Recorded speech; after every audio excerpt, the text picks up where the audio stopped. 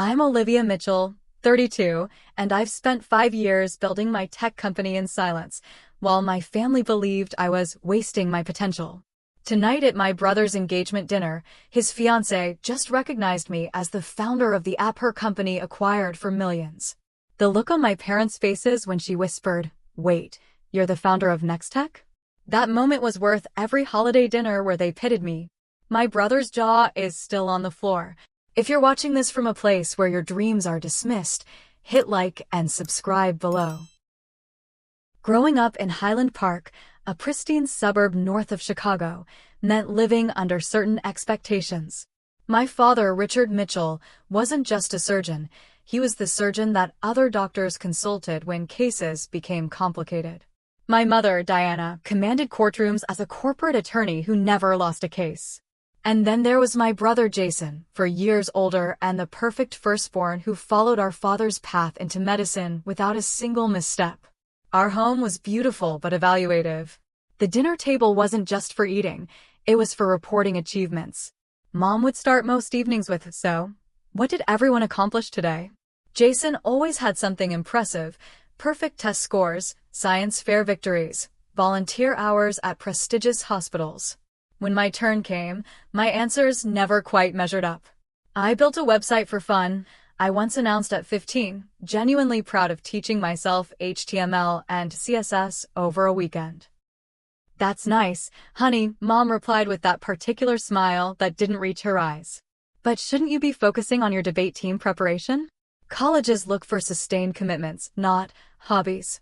Dad would nod along, already turning to ask Jason about his advanced biology project. The message was clear: computers were toys. Real achievement happened in operating rooms and courtrooms. My bedroom became my sanctuary, where I could dive into programming languages and tech forums without judgment. While Jason's walls displayed framed academic awards, mine had printouts of code and sketches of app interfaces. I'd stay up until 2 a.m. learning Python and JavaScript, then drag myself through chemistry class the next day. Not that my parents noticed my exhaustion, unless it affected my grades. When I was 16, I developed a program that helped organize my school's massive annual fundraiser. The event coordinator, Mrs. Winters, was amazed when my software cut their planning time in half. "Your daughter has a remarkable talent," she told my parents at a school function.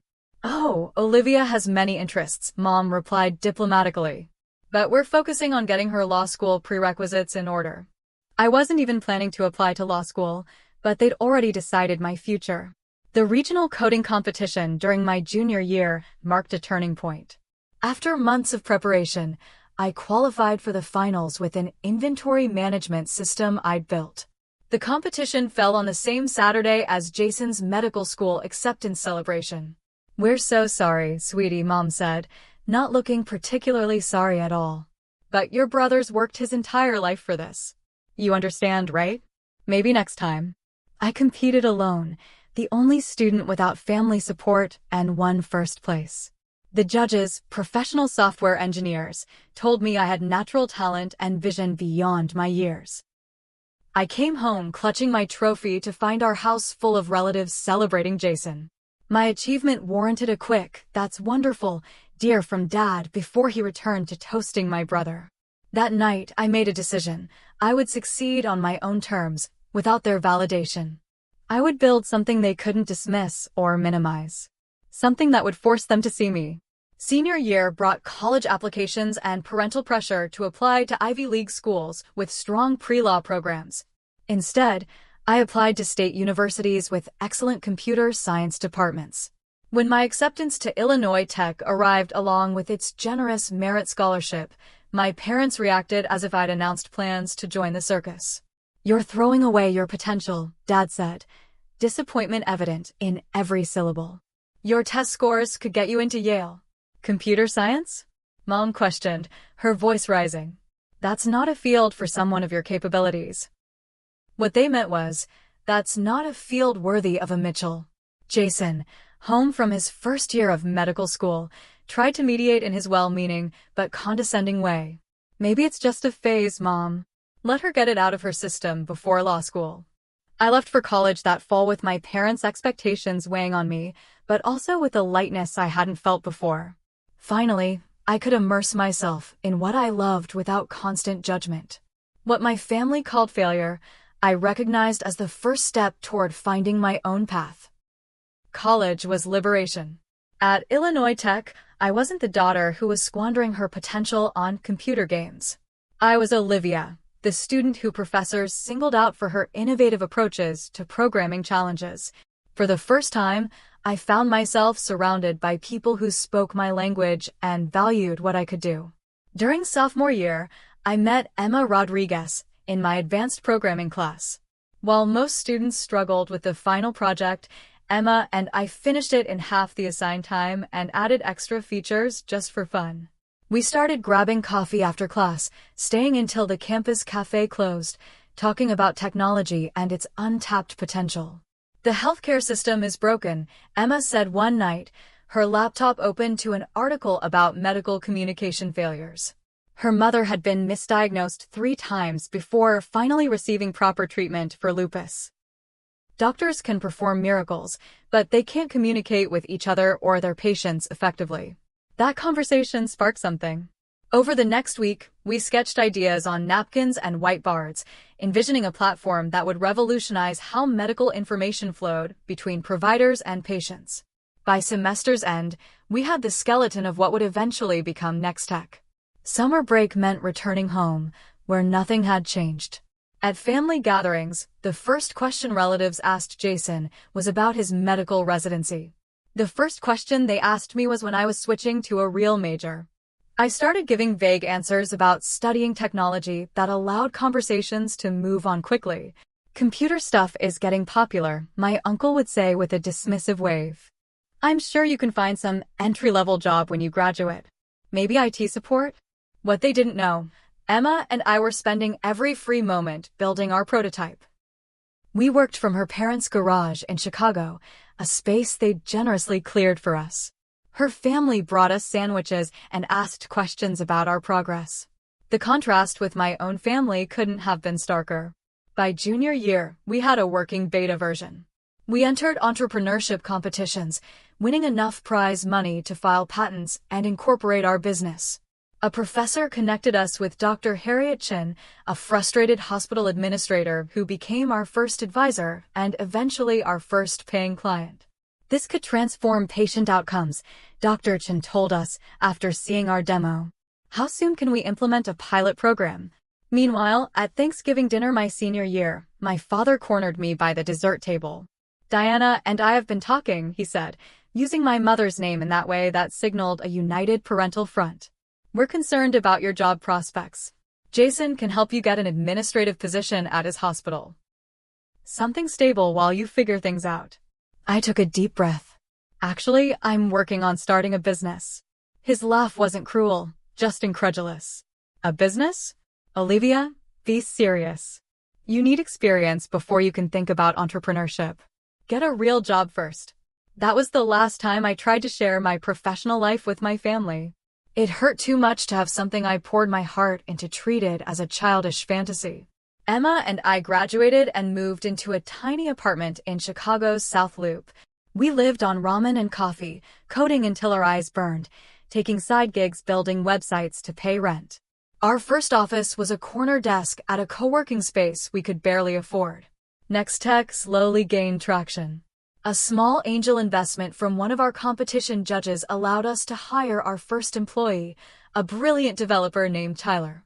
We landed a contract with a regional medical center, then another with a network of outpatient clinics. When I called home, conversations remained superficial. Work is fine, I'd say when asked.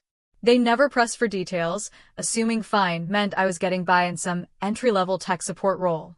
At Christmas that year, Jason announced his engagement to a pharmaceutical sales representative. My parents beamed with pride while relatives asked about wedding plans. Later, my mother found me alone in the kitchen. You know, Olivia, she said, refilling her wine glass, Jason's friend Mark is single. He's finishing his residency in neurology. I could arrange an introduction. The subtext was clear, at least I could marry success if I couldn't achieve it myself.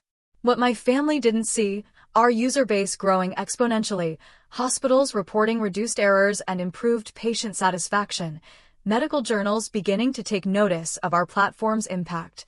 "We need to talk about scaling," Emma said one morning, spreading investor meeting invitations across our desk. "We can't keep up with demand." By the time I turned 26, Nextech had 30 employees and had raised $5 million in venture capital. I had moved into a modest but beautiful apartment overlooking Lake Michigan and could afford to pay off my student loans. Still, when I visited my parents, I drove my old college car and wore simple clothes, allowing them to maintain their narrative about my struggle. It wasn't entirely about proving them wrong anymore. It was about protecting something precious from people who had never valued it. I wanted success on my terms, not as a concession that my path was valid after all. The distance between my two worlds grew. In one, I was a rising tech entrepreneur whom industry publications were beginning to notice. In the other, I was the daughter who had failed to live up to her potential.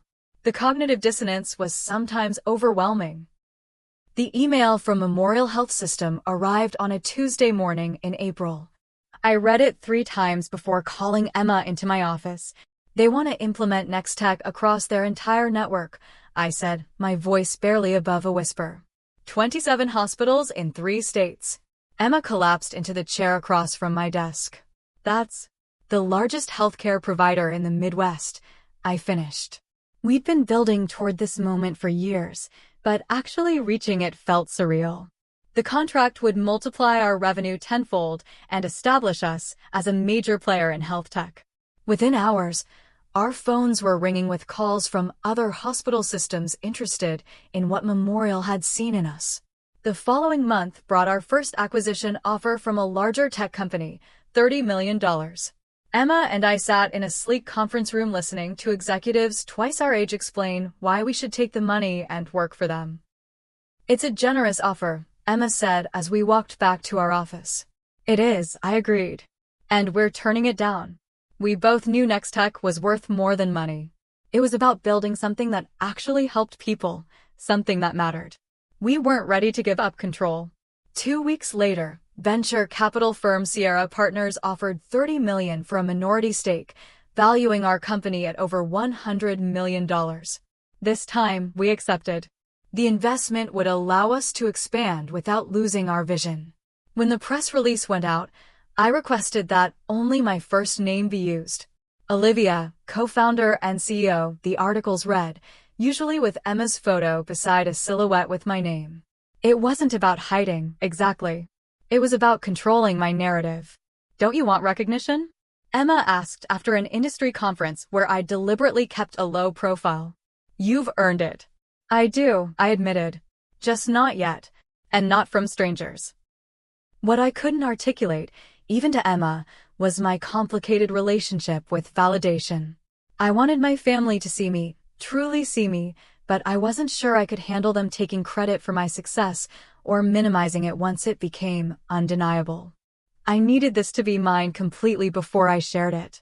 Besides, there was something powerful about building an empire in silence. In tech circles, I was becoming known as the ghost founder, the brilliant but camera-shy woman behind Nextech's revolutionary platform. The mystery only enhanced my reputation. The profile in TechWorld magazine came next. They wanted photos of both founders, but I negotiated. Just Emma's clear image and me photographed from behind, looking out over our growing office. The article praised our innovation and leadership without delving into my background. Just how I wanted it. At 28, I was a multimillionaire on paper. I bought a stylish condo in downtown Chicago, but kept it minimal and unassuming. When relatives asked about my apartment, I described it vaguely as a small place with roommates, allowing them to believe I was still struggling. My circle of trust remained tiny. Emma knew everything, of course. My assistant, Kayla, understood the family situation after organizing one too many declined invitations to Mitchell family events. My therapist, Dr. Winters, helped me process the conflicting emotions of success without recognition. "What are you waiting for?" Dr. Winters asked during one session. "What would make it the right time to tell them?" I considered the question seriously. I want it to be so undeniable that they can't explain it away. So big that they can't take credit for it, or tell me I just got lucky. And I want to be completely at peace with never getting their approval, so if they still don't give it, I'll be okay. Dr. Winters nodded thoughtfully. And are you working toward that peace? Every day, I said. And I was. Building Nextech wasn't just about creating innovative technology, it was about creating myself, separate from the expectations that had defined my early life. The irony wasn't lost on me that my brother had followed our father into medicine, yet I was the one revolutionizing healthcare. Nextech was now being used by over 200 medical facilities nationwide. Studies showed it reduced communication errors by 43% and improved patient satisfaction scores by 38%. Every few months, usually after some family gathering where I'd been subtly pitted, I would pull up our company valuation and user statistics. Not from vanity, but as a reminder that external validation wasn't the measure of worth. The numbers helped ground me when old insecurities threatened to resurface. Then came the rumors of potential acquisition by Horizon Health Technologies, one of the largest health software companies in the country. Their initial outreach was tentative, feeling out whether we might entertain an offer after turning down several others. They're talking $200 million, minimum, Emma said after an exploratory lunch with their development director. $200 million. A figure that would make headlines, that would be impossible for even my achievement-oriented family to dismiss. Part of me wondered if this might finally be the moment to step out of the shadows. But another part hesitated. Was I really ready for my worlds to collide? What would it mean to suddenly be seen by the people who had spent a lifetime looking past me? I didn't have much time to consider these questions. Life was about to force my hand in the most unexpected way. The call from my mother came on a Sunday afternoon as I was reviewing quarterly projections. Olivia, wonderful news, she announced without preamble. Jason and Sophia have set a date. Labor Day weekend. They're planning an engagement dinner next month at Bluebird. You'll need to clear your calendar. Bluebird was Chicago's newest Michelin-starred restaurant, impossible to get into without connections or a 3-month wait. Clearly, Jason was pulling strings through his hospital board contacts. That's great, I said, genuinely happy for my brother despite our complicated relationship. I'll be there. Wonderful. My mother's voice shifted to a more critical tone. And Olivia, it's a very upscale event. Perhaps we should go shopping for something appropriate? I noticed at Christmas your wardrobe is still very collegiate. I glanced down at my designer silk blouse and tailored trousers, an outfit that had cost more than most people's monthly rent. Not that my mother would know. I'll find something suitable, Mom. Don't worry. Well, if you're sure. The doubt in her voice was unmistakable. Sophia works for some big technology company. Very impressive woman. Executive track. Everyone will be dressed to impress. The irony of her concern almost made me laugh. Instead, I took a deep breath. What technology company does she work for? Oh, something about health systems. Horizon something? I don't recall exactly. Jason says they're very important in their field. My heart skipped a beat. Horizon Health Technologies. The company currently negotiating to acquire Nextech for hundreds of millions of dollars. This couldn't be coincidence. Mom, do you know Sophia's last name? I asked, trying to keep my voice casual. Winters. Sophia Winters. Why do you ask? Sophia Winters. The name wasn't familiar from our acquisition talks, but Horizon was a massive company with thousands of employees. Still, the connection was unsettling. After hanging up, I immediately called Emma. You're not going to believe this, I said, explaining the situation. My brother is engaged to someone from Horizon. That's quite a coincidence, Emma replied carefully. Do you think it will complicate the acquisition? I don't know. But I need to find out who she is before that dinner. A quick LinkedIn search revealed that Sophia Winters was Horizon's Director of Strategic Acquisitions. She would absolutely be involved in the Nextech deal, probably leading it. And in a few weeks, we would be sitting across from each other at my brother's engagement dinner, where everyone believed I was an underemployed tech support worker. The universe had a twisted sense of humor. The pressure from my family intensified as the dinner approached. My mother called twice more about my attire. My father left a voicemail reminding me to bring something impressive about my career to discuss with Sophia's parents, who were very accomplished people. A week before the dinner, I received the most painful call yet.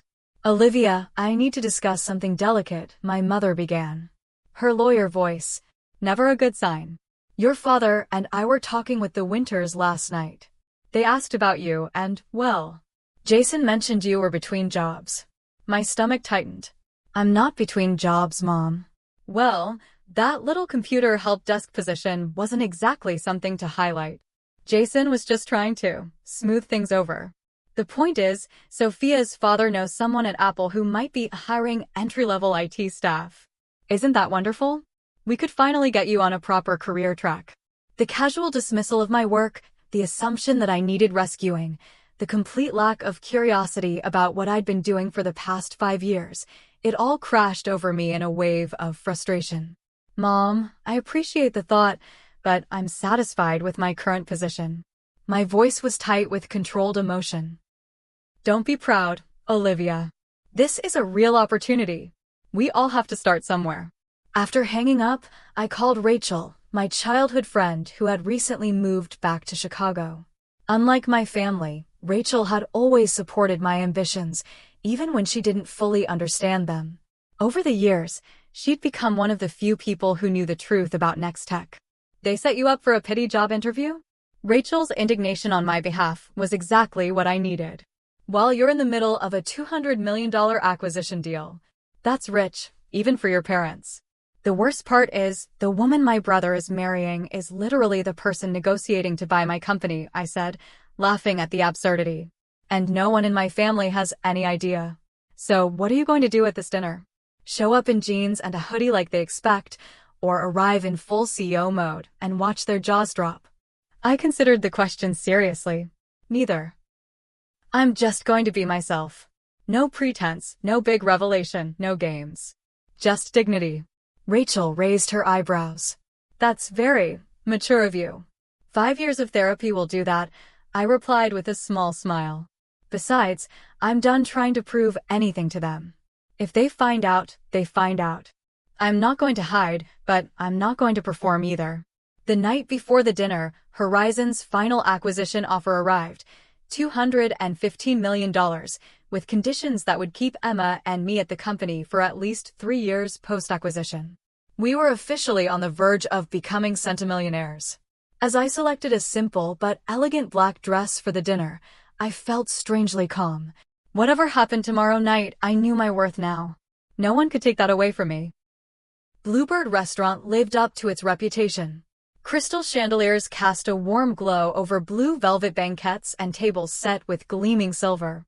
A wall of windows overlooked the Chicago River, the city lights reflected in its dark surface. I arrived exactly on time, not early enough to help with arrangements as my mother had suggested, nor late enough to make an entrance. Just punctual and dignified, like the businesswoman I was. The hostess led me to a private dining room where my family had already gathered. My father stood by the bar in animated conversation with an older man I assumed was Mr. Winters. My mother fussed with place cards at the long table, rearranging them for optimal social engineering.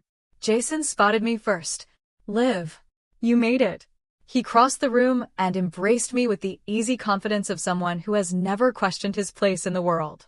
"Come meet Sophia." She stood by the window, tall and elegant in a burgundy dress, her dark hair swept into a sophisticated updo. I recognized her immediately from Horizon's executive page, though I'd never seen her in person during our negotiations, which had been handled through intermediaries until this final stage. "Sophia, this is my sister, Olivia," Jason said with the slightly apologetic tone he always used when introducing me to his accomplished friends. "It's so nice to finally meet you," Sophia said warmly, extending her hand. "Jason talks about you all the time." I wondered what exactly he said, but smiled and shook her hand. "Congratulations on your engagement. I'm happy for you both." My mother appeared at my elbow. "Olivia, I see you found something to wear." "That's nice." The pause spoke volumes. We've put you next to Cousin Margaret. You always got along with her. Translation: they'd seated me far from the important guests. Dinner began with champagne and toasts. My father spoke first, raising his glass to Jason and Sophia. "To my son, who has made us proud every day of his life," he said, his voice thick with emotion. "And to Sophia, a brilliant, accomplished woman worthy of him. We couldn't ask for a better addition to our family." My mother's toast followed, a carefully crafted speech that highlighted Jason's achievements from his first science fair victory to his recent promotion to chief resident. She concluded with, "And now he's found a partner equally dedicated to excellence." To Jason and Sophia.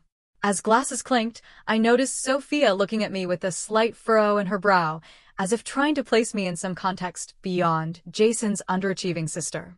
The first course arrived, and conversation flowed around me. Cousin Margaret asked about my job situation with the delicate approach of someone inquiring about a terminal illness. "I'm in health technology," I said simply. "Database management." Not untrue, just dramatically understated. "Oh, that's nice," she replied with the same inflection my mother had used earlier. "Is there room for advancement in that field?" Before I could answer, my uncle leaned across the table. "Olivia, Jason tells us you might have a lead on a position at Apple. That would be quite a step up for you." I took a slow sip of water. "I'm actually quite satisfied with my current work." My father overheard and joined in. "Olivia, there's no shame in accepting help to get your foot in the door somewhere respectable. We all want to see you succeed." From across the table, I noticed Sophia staring at me more intently now. Recognition was dawning in her eyes. "Olivia," she said during a lull in conversation, her voice cutting through the ambient noise. "Forgive me, but is your last name Mitchell?" The table fell quiet. Jason looked confused. "Of course it is. She's my sister." Sophia's eyes widened. "You're Olivia Mitchell? From Next Tech?" And there it was. The moment I'd both dreaded and secretly anticipated for years. "Yes," I said simply. Sophia set down her fork with a small clink against fine china. "Wait, you're the founder? The CEO Olivia Mitchell?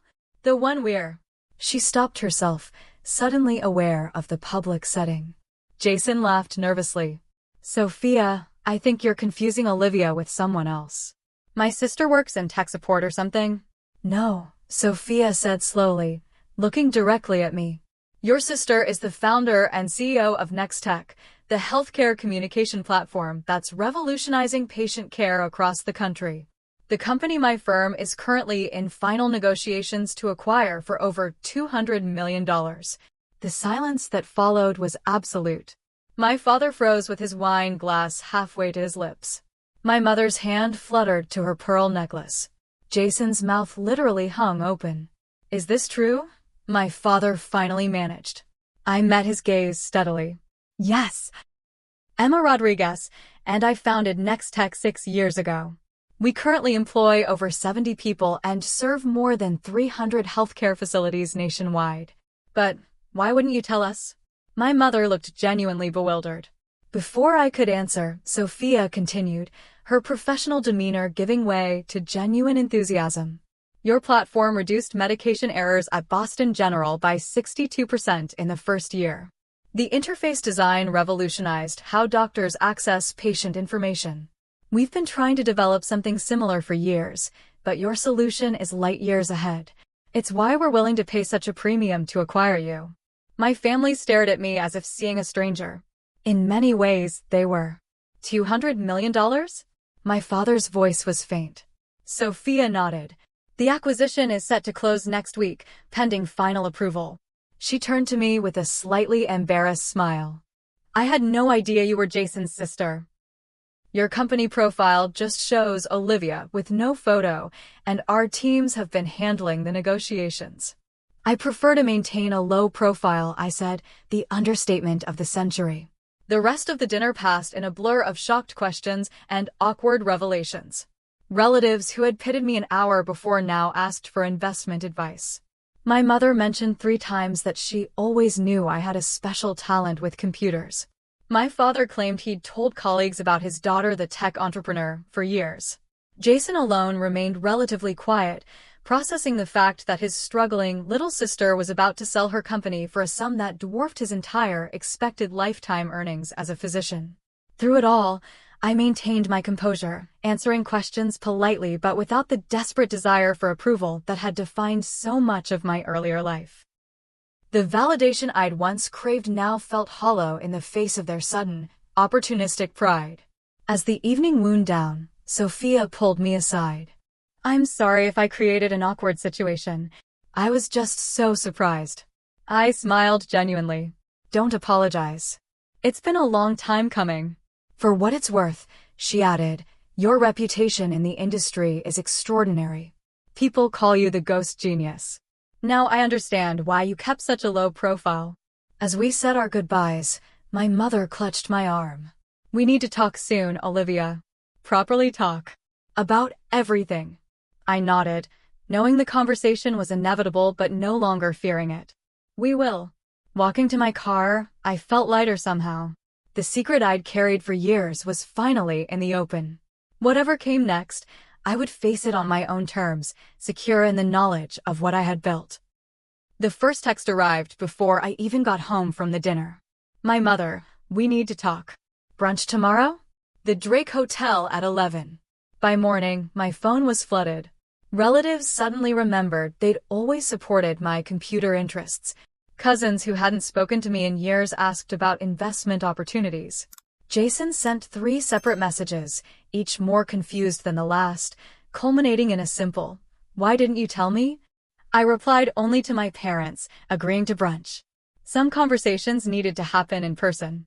The Drake's dining room was elegant and discreet, perfect for the difficult conversation ahead.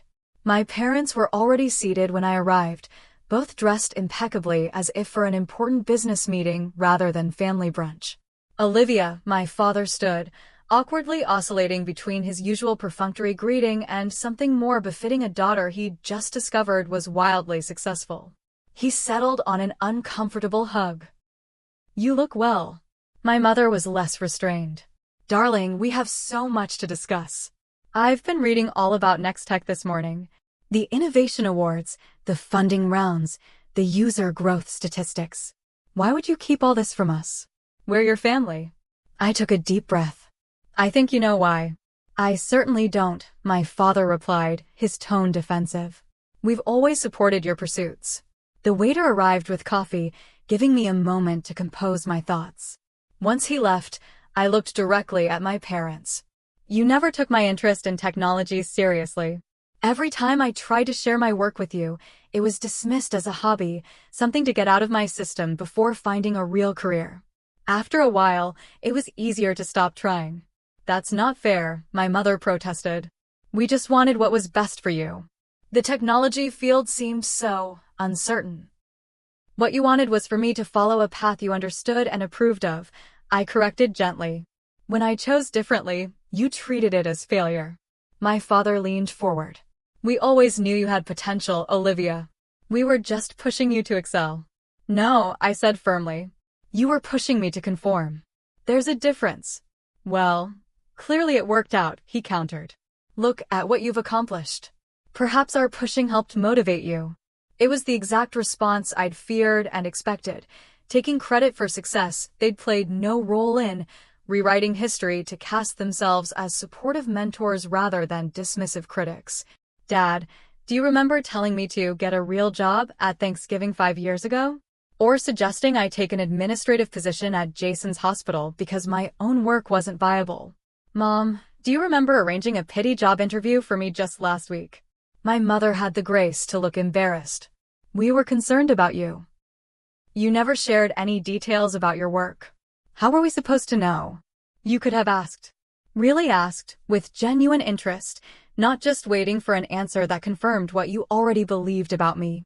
The conversation continued through eggs Benedict and mimosas, painful but necessary. My mother vacillated between defensiveness and attempts at reconciliation. My father, true to form, tried to maintain his authority by suggesting he'd always seen my hidden potential.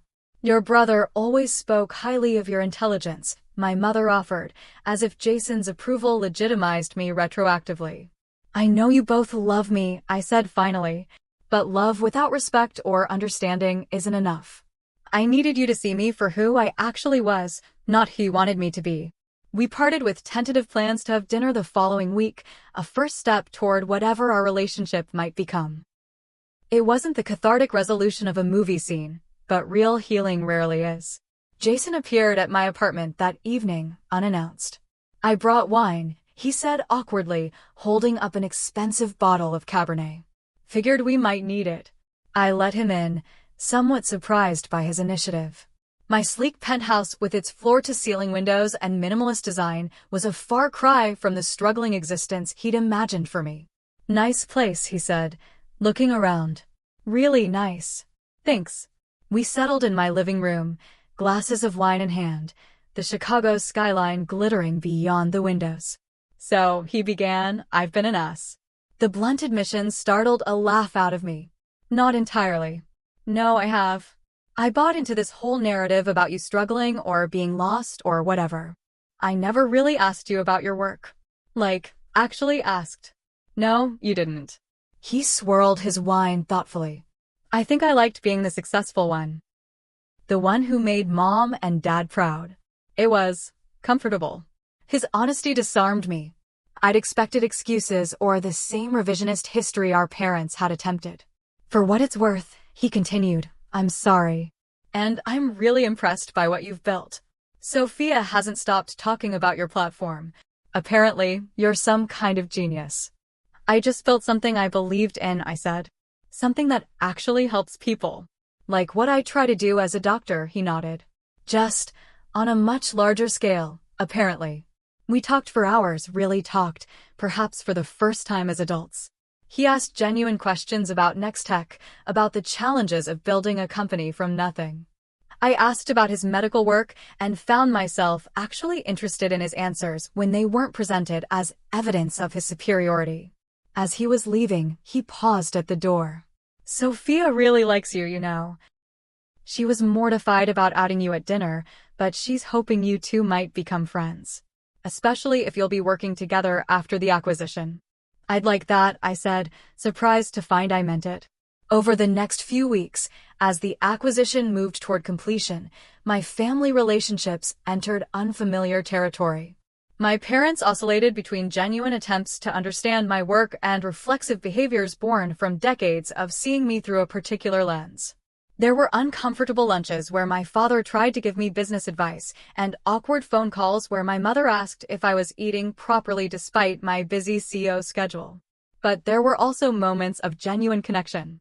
My father asked to see Nextech's platform and listened attentively as I explained its features. My mother admitted that she'd never really understood technology, but was proud of what I'd created. Small steps, but meaningful ones. The most unexpected development was Sophia's role in bridging the gap between my worlds. As both my future sister-in-law and my professional colleague, she had a unique perspective on the Mitchell family dynamics. Your parents are trying, she told me over coffee one afternoon. They just don't have the vocabulary for this version of success. They're learning a new language. A language you seem to speak fluently, I observed. She smiled. I grew up with parents who measured worth by academic degrees and professional titles. It took me years to realize there are many paths to a meaningful life. Maybe I can help translate a bit. And she did, gently educating my family about the tech industry, contextualizing my achievements in terms they could understand, and occasionally giving them a reality check when they slipped into old patterns. Her efforts weren't always successful, but they helped ease the transition to our new reality. The acquisition closed on schedule, transforming Emma and me into centimillionaires overnight. The press release mentioned both our full names and included professional photos, my first public acknowledgement as Nextech's co-founder. The ghost genius was finally stepping into the light. 6 months after my brother's engagement dinner, life had found a new rhythm. The Nextech acquisition had closed successfully, and I now led the innovation division at Horizon Health Technologies. Our platform was being implemented in hospitals across 3 continents, with Emma overseeing international expansion. My office overlooked the Chicago River, its waters reflecting the changing seasons. Today, spring sunshine glinted off its surface as I finished a conference call with our development team in Singapore. A text from Sophia interrupted my workflow. Reminder, dinner at your place tonight. I'm bringing that wine you liked. Jason says he's making dessert, so expect emergency cupcakes from the bakery when he inevitably burns something. I smiled.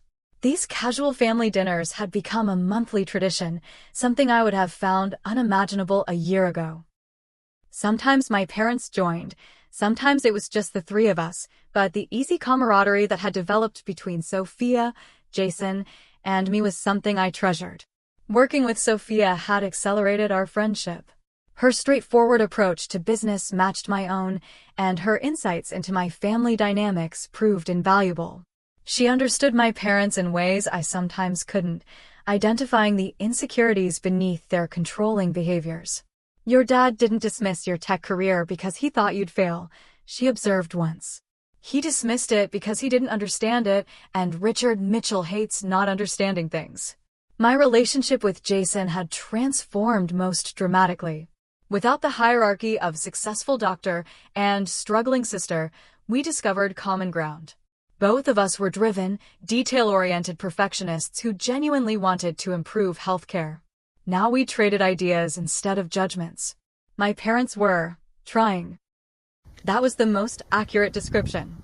We had established new boundaries, with my mother no longer offering unsolicited advice about my appearance, and my father making visible efforts to ask questions about my work without immediately suggesting improvements. Our weekly Sunday calls were no longer exercises in evasion, but actual conversations. Not always easy ones, but real nonetheless.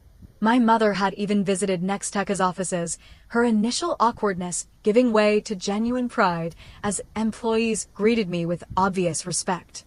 The healing wasn't just external. The acquisition had given me the freedom to focus on my own well-being in ways I'd neglected during the startup grind. Regular therapy sessions with Dr. Winters helped me process the complicated emotions around my family's sudden recognition. You spent years protecting yourself from their judgment, she noted during one session. Now that protection isn't necessary in the same way, but the habits remain. It's okay to let some of those walls down gradually. I'd taken her advice, not just with family, but in building a broader support network. Rachel remained my oldest and most trusted friend, but I'd also connected with other women entrepreneurs through mentoring programs and industry events. The isolation that had characterized my early career had given way to a chosen family of people who understood both my work and my journey. One particular source of joy was mentoring young women in technology. Once a month, I hosted workshops for high school girls interested in STEM fields, sharing not just technical knowledge, but the emotional resilience needed to pursue unconventional paths. My parents think computer science is just a hobby, one 15-year-old told me, echoing my own experience. They want me to become a lawyer like my mom. What do you want? I asked. To build things that matter, she replied without hesitation. Then build them, I said, sharing resources and encouragement. Find the people who believe in your vision, even if they're not your family. And keep the door open for your parents to understand later. That evening, as I prepared for dinner with Jason and Sophia, I reflected on how far I'd come. The external validation I'd once craved had arrived in abundance. Industry recognition, financial success, even family acknowledgement. But I discovered something more valuable along the way, the ability to validate myself. Jason arrived first, bearing both a homemade chocolate cake that looked surprisingly edible and the emergency bakery cupcakes Sophia had predicted. I hedged my bets, he admitted with a laugh. But I'm getting better. Only set off the smoke alarm once this time. Sophia arrived with wine and news about their wedding plans. As we gathered around my dining table, the conversation flowed easily from work to wedding to family gossip. Mom's actually reading books about technology startups, Jason reported. I found tech founders under 30 on her nightstand last week. Better late than never, I said, without bitterness. Later, as we moved to the living room with coffee and dessert, Sophia asked a question that caught me off guard. Do you ever wish things had been different? That your family had recognized your potential from the beginning? I considered carefully before answering. Of course, sometimes. It would have been easier, less painful. But I'm not sure I would have built the same resilience or clarity of purpose. I learned to believe in myself when no one else did. That's a powerful foundation. Plus, Jason added with newfound self-awareness, if mom and dad had been fawning over your tech career, I might have grown up even more insufferable than I was. We laughed, the sound floating out over the city lights. The journey wasn't over. Family relationships are never truly fixed, but rather continuously evolving. There would be more difficult conversations, more moments when old patterns threatened to reassert themselves. But something fundamental had shifted. I no longer needed my family to see my worth in order to know it myself.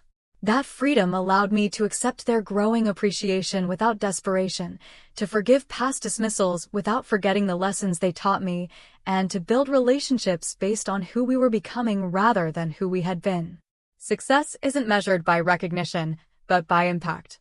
By that standard, Nextech had succeeded beyond my wildest dreams, improving patient outcomes and healthcare communication for thousands. And I had succeeded in creating a life authentic to my values and vision, regardless of who approved.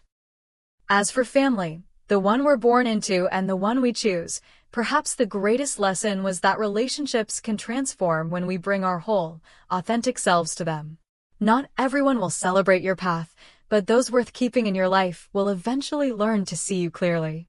The next day, as I looked out over the city from my office window, I felt gratitude for the journey, complicated as it had been. The path forward wasn't perfectly clear, but I was walking it on my own terms, creating success by my own definition. And that more than any acquisition deal or family validation was the real achievement. If my story resonated with you today, I'd love to hear about moments when you had to believe in yourself when others didn't. Drop a comment below sharing your experience.